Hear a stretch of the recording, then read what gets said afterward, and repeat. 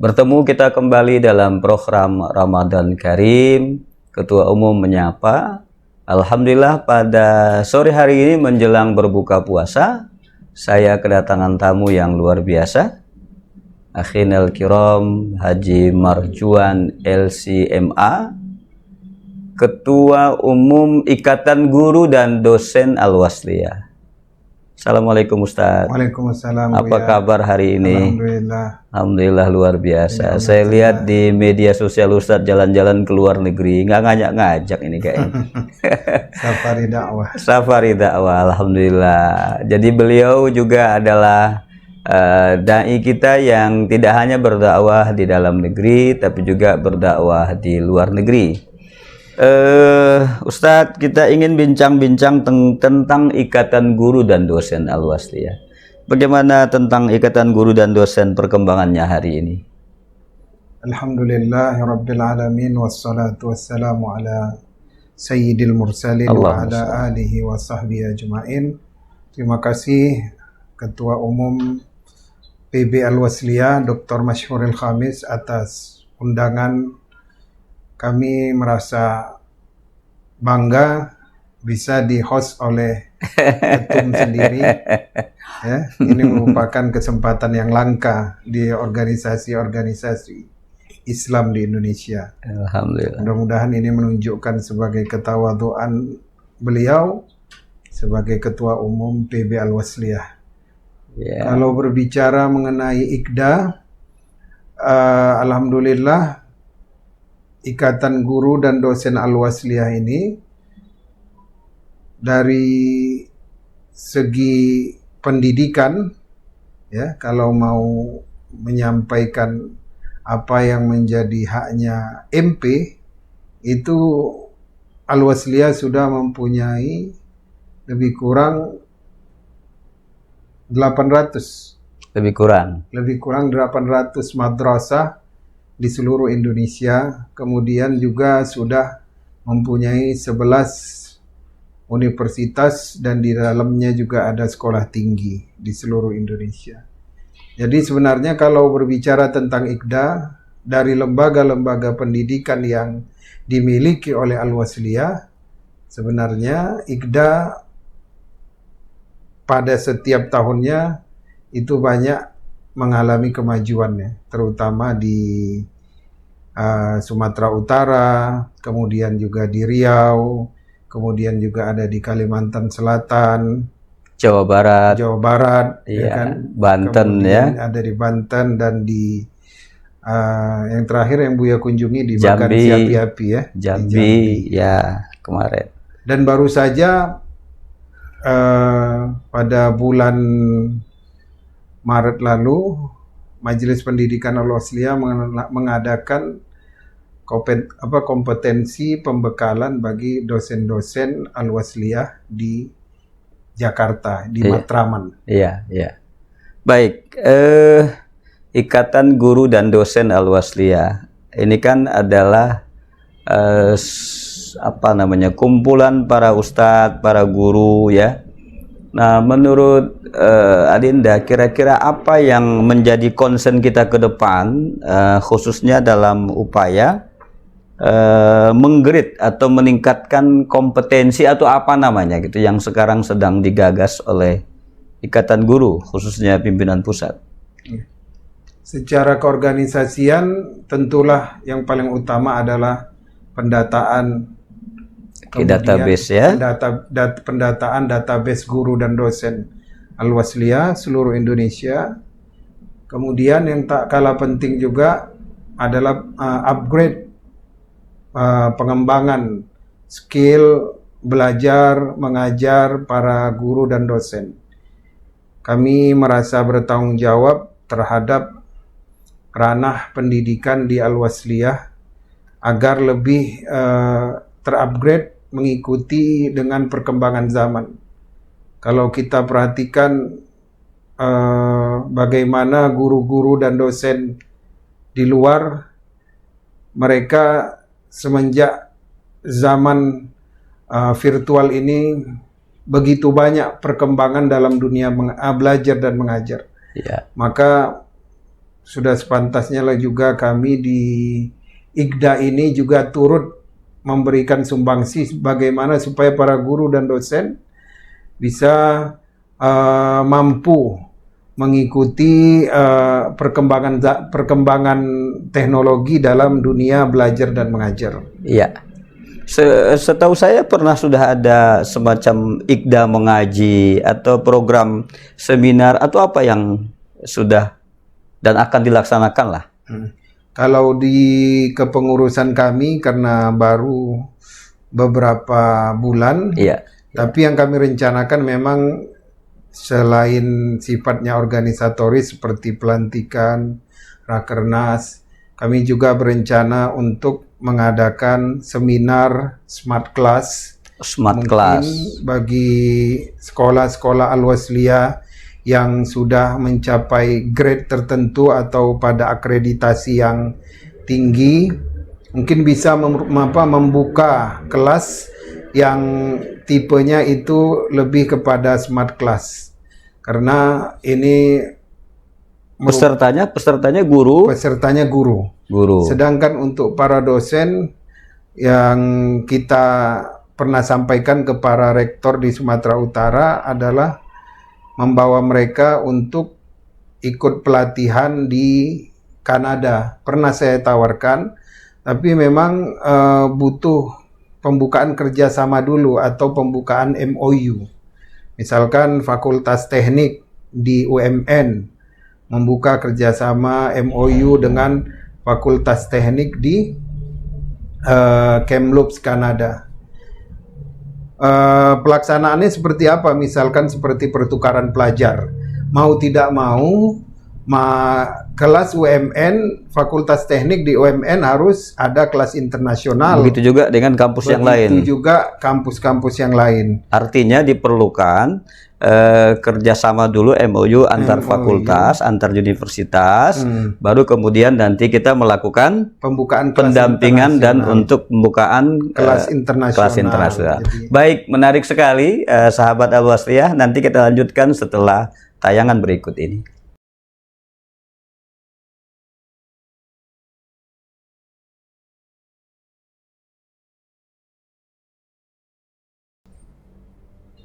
Ya, baik, sahabat Al-Wasliyah dimanapun berada, kaitan dengan ikatan guru dan dosen Al-Wasliyah. Selain kita bicara tentang peningkatan kompetensi gitu ya, dan bicara tentang pendataan dari guru dan dosen kita, tapi ada nggak problem atau ada nggak masalah yang sesungguhnya sangat krusial dari hal-hal itu? Sebenarnya kalau untuk pelaksanaan kompetensi itu semenjak adanya mode virtual ini semakin mempermudah. Harusnya semakin mempermudah kita dalam menyelenggarakan acara-acara. Tetapi yang di lapangan itu terlihat bahwa dengan adanya virtual ini malah membuat orang semakin sibuk, ya kan? Waktunya semakin sempit. Maka yang paling utama kendala itu adalah dari kemauan para dosen sendiri atau para guru sendiri untuk mengupgrade dirinya. Memang kami belum sempurna dalam melaksanakan program-program, tapi ketika program itu dibuat, maka kami meminta dukungan dari para guru dan dosen untuk mengikuti program tersebut. Jadi artinya para dosen dan guru ini, saya tadi menggarisbawahi seolah-olah kok kurang mau mengupgrade diri gitu ya, atau mungkin belum, atau itu bahagian dari sosialisasi kita, atau itu menjadi kendala kita.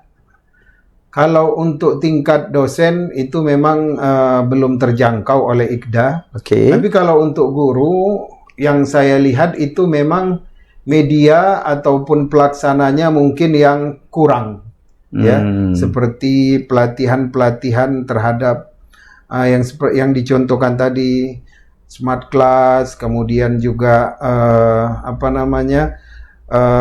virtual belajar mengajar. Itu kan perlu istilahnya pelatihan yang benar-benar dipersiapkan dengan baik, barulah. Nah, jadi hal-hal seperti ini mungkin yang programnya itu belum terlalu banyak begitu di IKDA. Ikatan Guru Al-Wasliyah tadi kan mau buat smart class gitu. Ada nggak sudah modul yang kita siapkan dari pimpinan pusat untuk kita sosialisasikan ke teman-teman kita di daerah atau di wilayah? Kalau untuk modul itu sebenarnya udah banyak ya, karena smart class ini juga sudah dimulai sejak tahun 2005 ya. Di sekolah-sekolah internasional di Jakarta ini, bahkan di sekolah-sekolah yang swasta biasa sudah banyak yang menggunakan smart class. Cuma untuk modul ini bisa kita dapatkan di media-media internet. Dan kalau nanti IKDA melaksanakan pelatihan ini, maka IKDA tentu punya ciri khas tersendiri dengan memasukkan bagian-bagian terhadap pembelajaran Islam, kemudian kealwasliahan, hubungannya juga, karena banyak smart class ini ataupun pembelajaran menggunakan teknologi ini juga menimbulkan efek negatif, terutama anak-anak yang sering di smart class itu biasanya mereka cenderung lebih tinggi hati ya, daripada anak-anak yang belajarnya masih klasik gitu. Kita lihat di barat itu semua pembelajaran smart class, modelnya interaktif, kemudian membahagiakan. Tapi apa yang dihasilkan oleh barat? Banyak aplikasi, mereka membuat aplikasi-aplikasi, tapi aplikasi-aplikasi tersebut malah menjadi senjata yang menusuk diri mereka sendiri. Sekarang kalau ada aplikasi-aplikasi yang sifatnya negatif, itu datangnya dari negara-negara maju. Maka kita butuh juga membekalkan dalam program smart class ini itu kealwasliahan, akhlakul karimah, Islamic Studies, akhlakul karimah yang selama ini dipakai oleh sekolah-sekolah al-wasliyah di Sumatera. Sahabat Al-Wasliyah, khususnya Ikatan Guru dan Dosen, kita nanti akan berbincang tentang kapan ini mulai kita realisasikan, karena sesungguhnya bahwa salah satu di antara yang kita harapkan ke depan itu adalah generasi kita di era sekarang adalah generasi yang lebih cerdas, lebih cekatan, lebih mandiri, kan begitu ya. Tetapi tidak menghilangkan ciri khas kita sebagai dosen dan guru Islam, dosen dan guru Al-Jamiatul Wasliyah. Kita akan discuss nanti setelah pesan-pesan berikut ini.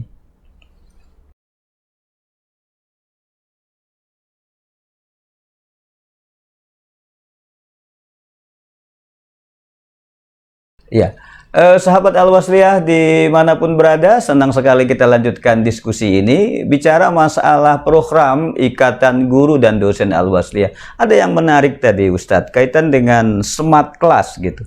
Ini kira-kira ini sangat menarik ini. Justru saya sangat senang dengan ada sesuatu program lompatan inovatif gitu ya, yang mungkin selama ini kita hanya berpikir bagaimana tentang sertifikasi, bagaimana tentang mereka mendapatkan hak-haknya gitu ya. Tapi ini ada satu pemikiran yang saya pikir ini perlu kita implementasikan langsung. Kira-kira next step-nya kapan ini? Ya, kalau dalam perencanaan program itu kita akan laksanakan insya Allah di 2023 ini. Mungkin di bulan 5 ya. Mungkin bulan 5 pasca Lebaran. Pasca Lebaran. Atau pas liburan barangkali. Pas liburan ya, di akhir-akhir bulan 5. Iya. Jadi kalau mengenai smart class ini memang kalau yang dipikirkan oleh orang-orang modalnya mahal. Tapi sebenarnya smart class ini bukan hanya mempunyai alat-alat mengajar yang super canggih, tidak. Tapi smart class ini bagaimana menghidupkan suasana belajar itu menjadi interaktif, tidak membosankan, tidak menjadi satu arah saja, tetapi banyak arah dari siswa kemudian juga dari para guru. Artinya ini adalah belajar metodologi ya. Metodologi yang menyesuaikan terhadap perkembangan anak didik kita. Yang selama ini barangkali monoton, guru hanya satu arah. Habis itu dia ngomong di depan, nulis di papan tulis. Kemudian ada anak yang tidur gitu ya. Nah, sekarang ini kita mau buat terobosan adalah bagaimana kualitas pengajaran atau pembelajaran terjadi di sekolah kita. Dalam hal ini solusinya adalah smart class. Kita sudah punya format itu. Kira-kira kalau tadi di bulan 5 atau bulan 6, titiknya ini berapa titik rencana mau kita laksanakan? Untuk sementara ini kita buat 2 titik dulu, terutama untuk sekolah-sekolah kita yang di Sumatera Utara. Dan yang di Jawa ini di Jawa Barat, karena kita punya sekolah di Cirebon, di Tasik, kemudian di Bandung, ya. Indramayu. Kalau yang saya lihat kemarin di Amerika itu, dan ini tiap tahun saya rasakan, bagaimana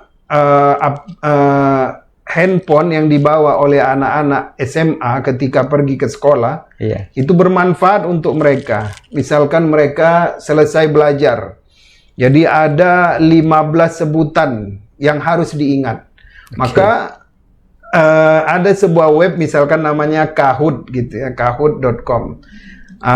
Maka para santri akan mengakses nomor kode dari Kahoot tersebut, kemudian tersambunglah komputer guru di depan, laptop guru di depan dengan seluruh handphone yang ada di tangan siswa-siswa. Kemudian pertanyaan akan muncul di layar. Kemudian nanti dari 15 sebutan itu akan dipilih oleh para siswa A, B, C, D. Jadi jawaban nanti akan terkoneksi berapa yang benar, siapa yang tercepat. Itu lebih interaktif gitu daripada yang model kita klasik dulu.